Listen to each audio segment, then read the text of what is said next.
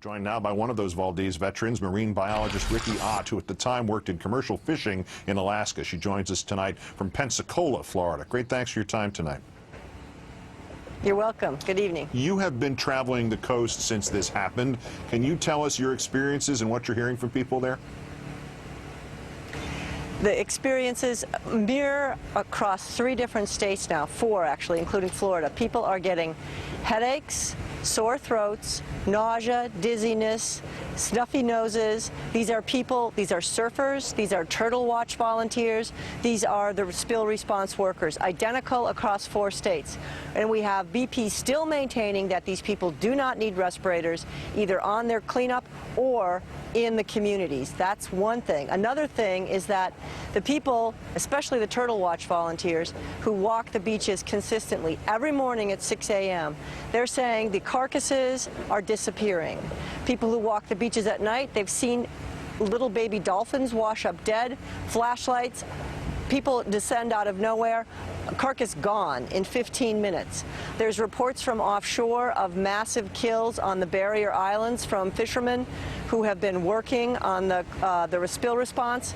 And what BP's response has been is to use metal detectors to keep and prevent the people from even taking cell phones out to photograph this. We've had lat longs, we've flown pilots out, carcasses gone. So, and also now we have reports of emails that anything to do with carcasses, they are disappearing from people's servers. None of this is being captured on videotape. In other words, if there is an attempt to suppress this, you're suggesting there's both an attempt to suppress this and also a very effective attempt to suppress this information and these images.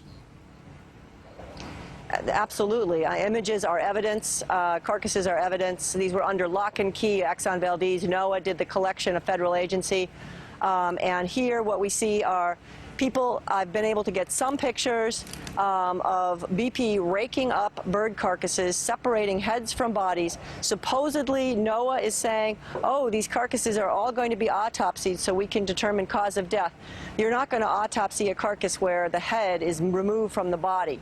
So, in my opinion, there's a very strong attempt not only to control and minimize how much oil it was spilling, but now to control the evidence of the damage, the appearance of carcasses, and you have sick wildlife, you have sick workers.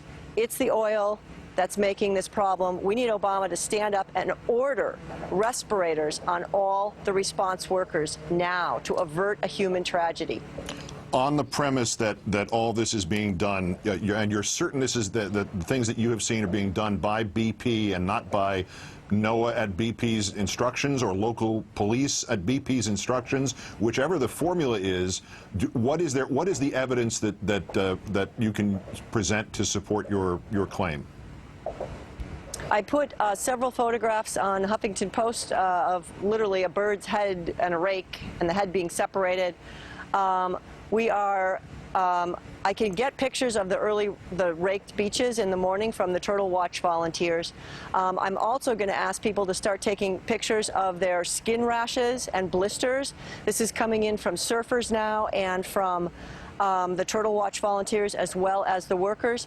In response to this, Tulane University is deploying a mobile medical unit to the Venice area, and also we're working with Physicians for Social Responsibility to come in all 5 of the Gulf Coast states. And right now what they're doing is counseling medical doctors, because this is not like an ordinary headache or flu. This is, chemical poisoning, very likely. It's not just tar balls that are washing ashore and moose. It's the invisible oil, the underwater plume that's coming ashore. It's surface oil, and it's also these vapors. There's 5 forms of oil that's coming, onto these communities and that the workers are experiencing. So we've actually have a team of physicians that believe us, and they're down here, and Tulane University as well. Riki Ott, marine toxicologist, commercial fisher from the Exxon Valdez times, outlining now for something new and as equally disturbing as anything else we've seen here, the potential of a human health crisis enveloping the entire Gulf. We'll stay in touch with you if you can stay in touch with us. We'd appreciate it. Thanks for your time tonight. You're very welcome.